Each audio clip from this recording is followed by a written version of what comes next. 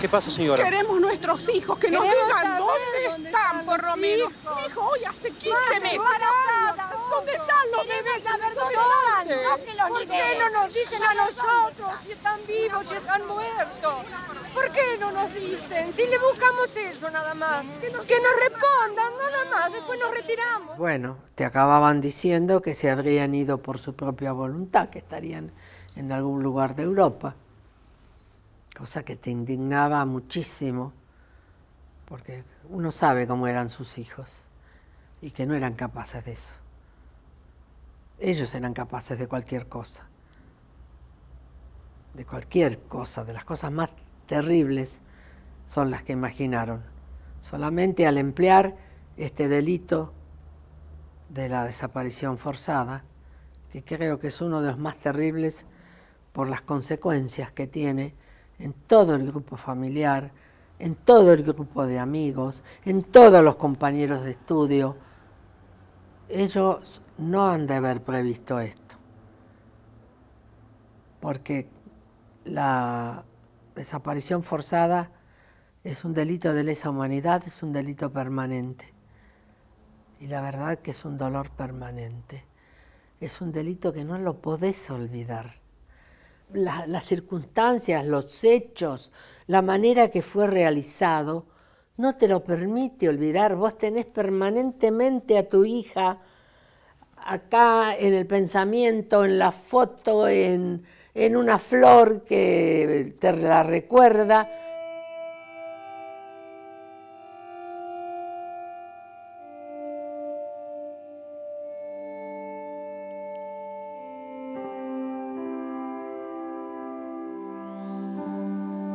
Sobre todo lo que se hablaba era de cómo se definía. Creo que el tema central y que empieza, a mi criterio, a resolverse a partir de la Convención Americana, el tema era ese, ¿no? Era cómo podemos definir algo en el que muchos juristas decían que, digamos, era un concurso de delitos que ya estaba sancionado en el Código Penal, ¿no? Y bueno, y estaba la otra corriente de pensamiento que decía, no señores, esto es un crimen de lesa humanidad, es un delito muy grave, tenemos que sancionar una convención. Y en general los internacionalistas sostenían que era muy dificultoso, muy difícil y que bueno, que iba a costar eso, ¿no? A mí me había tocado viajar internacionalmente, viajar a Naciones Unidas, viajar a Costa Rica, a la Corte Interamericana, y entonces yo ya traía muy claro que era necesario sistematizar todo lo que había sido la desaparición forzada, que era un crimen totalmente diferente, que era un cúmulo de crímenes que se cometían para terminar en la desaparición forzada, en el ocultamiento, en la impunidad, en el secreto. Lo que es importante mencionar es que hasta ese momento el concepto de desaparición forzada no era un concepto desarrollado jurídicamente, ni que estuviera escrito en ninguna norma, ni internacional ni local, sino que era un concepto en pleno desarrollo, a instancias sobre todo de los familiares desaparecidos, que empezaban a darle nombre a lo que estaba ocurriendo con sus familiares, con sus seres queridos. Y lo impresionante es de que este movimiento familiar ha logrado avanzar tanto, digamos, porque han logrado una denuncia muy fuerte y con una capacidad de mantenerse a largo tiempo, digamos, es decir, su fuerza está en esa persistencia sobre los años. Cuando me preguntas sobre cuál fue el rol de las ONG, yo diría que fue fundamental, fue decisorio. No había una voluntad manifiesta del mundo del derecho internacional que visualizara la posibilidad de poder hacer una convención. El rol de los familiares fue el rol básicamente de construcción de todo este proceso, de esta evolución. Dependió en buena medida, si no exclusivamente, en el empuje de los familiares. sobre todo aquellos organizados en FEDEFAM, la Federación Latinoamericana de Familiares Desaparecidos, después también con la unión de AFAD, la Asociación de Familiares Asiática, pero sobre todo con un trabajo muy fuerte de FEDEFAM y de las instituciones que formaban parte de FEDEFAM, yendo permanentemente a cada una de las sesiones de la Comisión de Derechos Humanos, donde trabajaron muy fuertemente por la solidaridad internacional, y por eso cuando hoy uno ve las convenciones, la declaración, uno ve instrumentos con un contenido en términos de protección, en términos de derechos para las víctimas muy fuerte. O sea, se nota que, digamos, que la construcción era una construcción que tenía la base de los reclamos y las ideas de los familiares. Nosotros solamente queremos saber dónde están nuestros hijos, vivos o muertos, pero queremos saber dónde están. Que en el año 81 yo viajé con Elida Galetti, otra de las madres que fue uno de los puntales.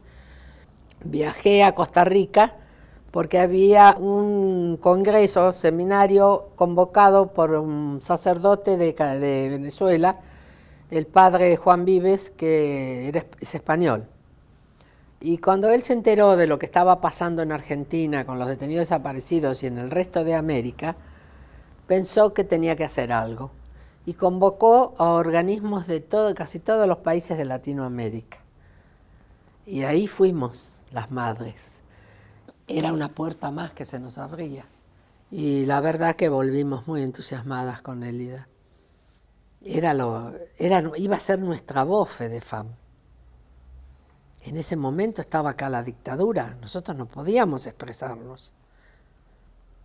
Y entonces ya venía muy avanzada la propuesta de llevar a cabo un congreso, una reunión que después se convirtió en congreso, con todos los familiares para que uniéramos la lucha, nuestro dolor, nuestras esperanzas, nuestro trabajo y pudiéramos frenar la práctica de la desaparición forzada.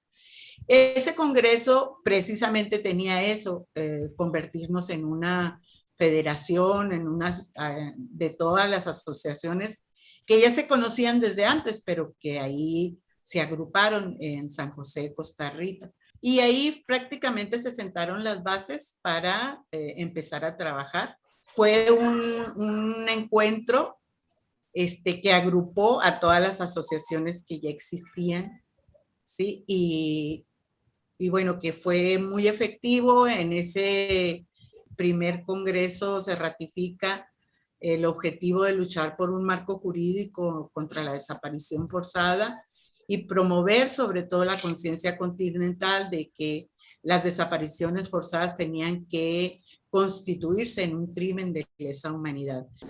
Y entonces una de las primeras cosas que teníamos muy claro en FEDEFAM es de la necesidad de que la federación fuera reconocida por Naciones Unidas como un organismo de consulta donde los familiares podían ir a representarse a sí mismos. Y así fue que en el año 84 al final la Comisión de Organismos No Gubernamentales en Nueva York lo aceptó en FEDEFAM y desde esa hasta ahora FEDEFAM participa, ¿no?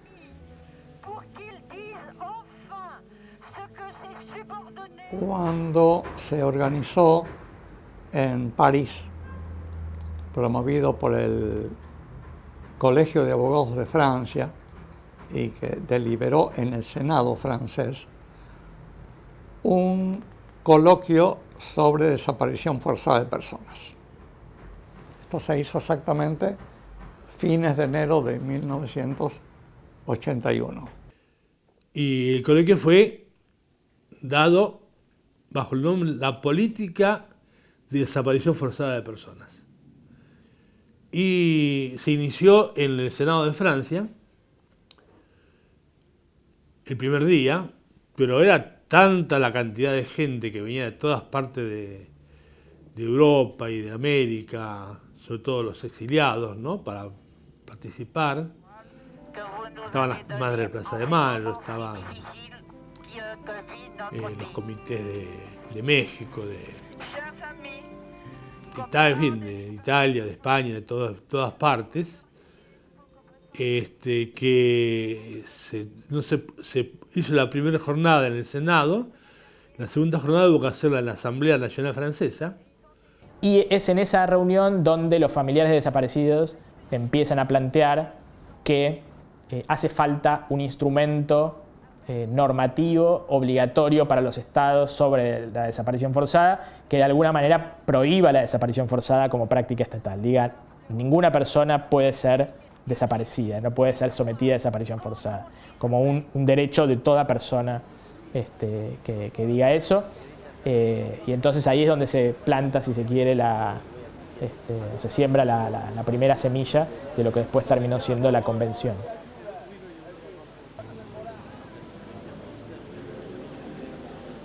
Lo que primero que hay que plantear, que hay que decir, es que el origen de todo esto es el de la denuncia y los pedidos, los reclamos a la comunidad internacional que venían haciendo los familiares de desaparecidos y los exiliados. Y entonces esas denuncias que empiezan a llegar a Europa sensibilizan a dos expertos, sobre todo, de la subcomisión, de la entonces Subcomisión de Derechos Humanos, de la Comisión de Derechos Humanos de Naciones Unidas. Le 15 avril 1977, mon fils partit de la maison pour son travail et depuis ce moment, nous n'avons plus jamais entendu parler de lui. Cette même nuit du 15 avril 1977 eut lieu en mon domicile une perquisition effectuée par plusieurs hommes fortement armés. Y entonces ellos dos empezaron a impulsar una resolución de Naciones Unidas para que Naciones Unidas se hiciera eco del problema e instara a detener las desapariciones en el mundo en ese momento, con particular interés de lo que estaba ocurriendo en el cono sur de América Latina. Frente a ese intento, se puso en alerta la diplomacia argentina en Ginebra, en ese momento representada por el embajador Martínez, que comenzó una ofensiva muy fuerte en contra de los dos expertos de la subcomisión. Il est évident qu'il ait fait violence à cette commission, Monsieur le Président, quant aux normes en vigueur dans le système des Nations Unies.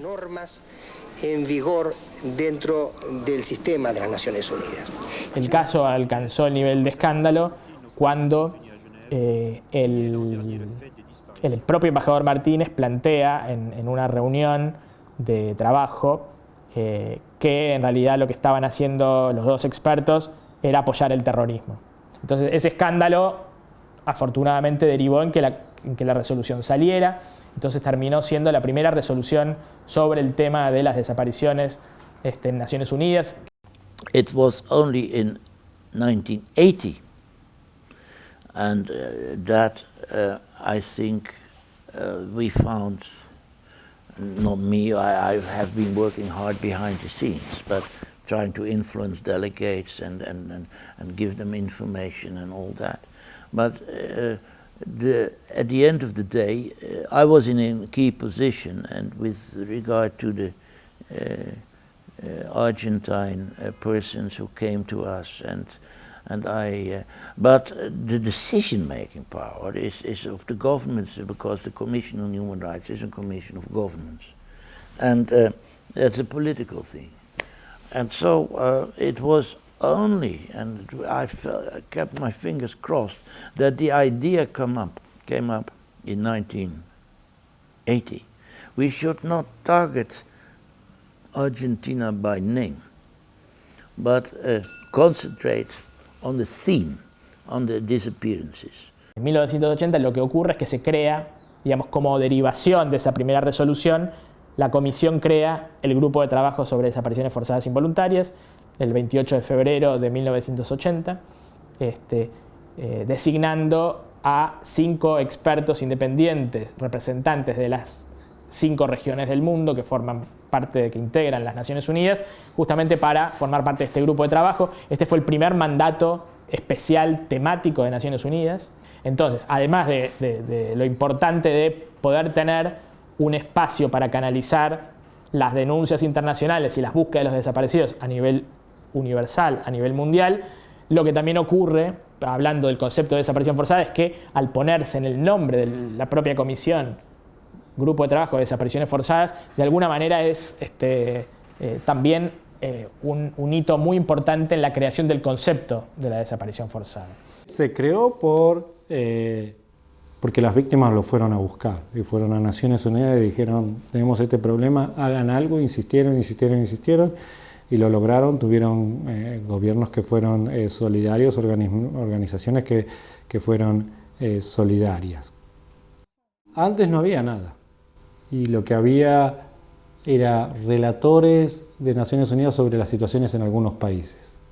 But this working group, I think, and we had very frank reports in the working group about that put together. And of course it was a working group with Argentina in mind, but there were also disappearances in other countries. So the report also dealt with Guatemala and with Sri Lanka and what have you, with information on disappeared persons. There we had also on the report of the working group serious confrontations with the, and they have done everything and particularly they focused all the criticism not so much on the working group but on me, because I was supposed to give the support to the working group, administrative support. I had staff members. I hired some staff members on a short-term contract because I did not have the means. I was accused to hire terrorists to deal with Argentina. Whom we please or displease, within or outside the organization. El grupo de trabajo desde su primer informe, pero muchísimo más claro en los últimos años, dice: cuando hay una desaparición forzada no hay una sola víctima. La víctima es la persona que desaparece y todo aquel que sufre un sufrimiento o un daño a causa de esa desaparición forzada.